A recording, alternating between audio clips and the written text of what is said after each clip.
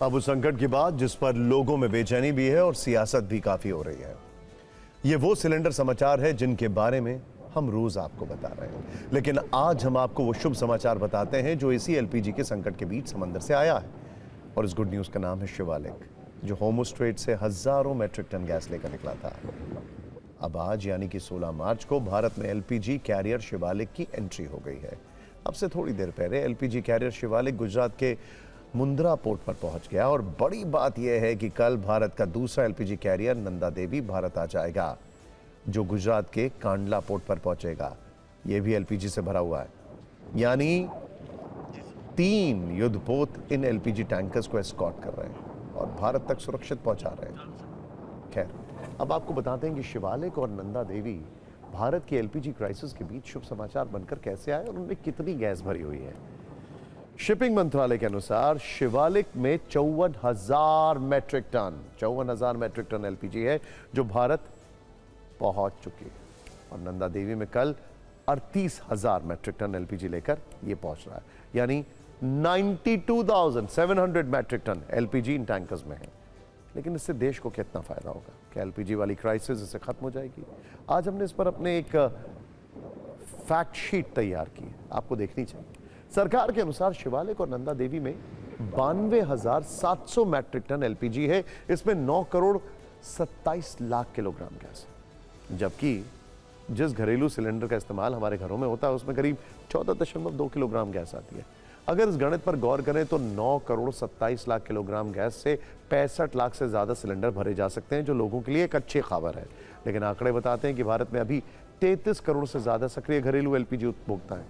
देश में हर साल 31.3 मिलियन मैट्रिक टन एलपीजी की खपत होती है। इस लिहाज से रोज 8 करोड़ 54 लाख किलोग्राम एलपीजी इस्तेमाल होती है।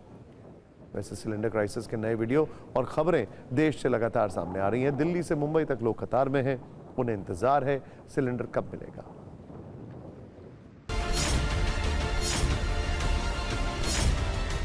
एनसीआर में बड़ी संख्या उन लोगों की है जो लोग किराए पर रहते हैं। ऐसे तमाम लोगों का कनेक्शन भी नहीं होता है, तो इन लोगों को अभी तक तो मिल जाती थी। कब यहाँ पर आए थे?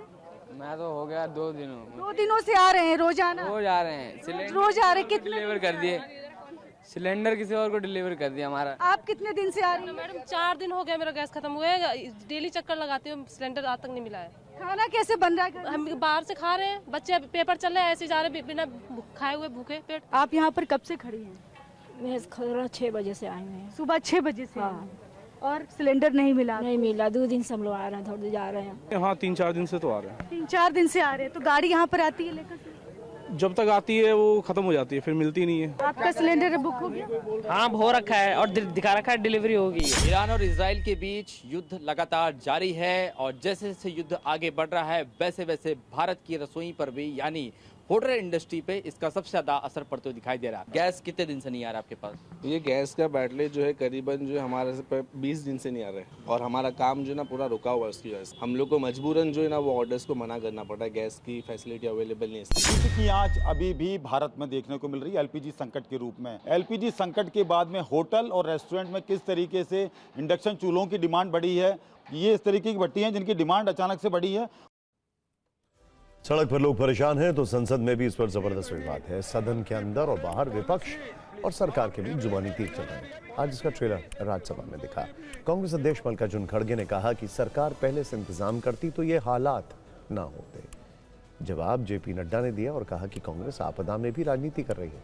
खड़गे ने कहा कि सरकार को सब पता था तो व्यवस्था क्यों नहीं की। नड्डा ने आरोप लगाया कि विपक्ष अराजकता फैलाने का प्रयास कर रहा है। आप सांसद संजय सिंह ने एलपीजी संकट के लिए सरकार को जिम्मेदार बताया तो केंद्रीय मंत्री सुरेश गोपी ने जवाब दिया, सरकार दूसरे विकल्प भी तलाश रही है।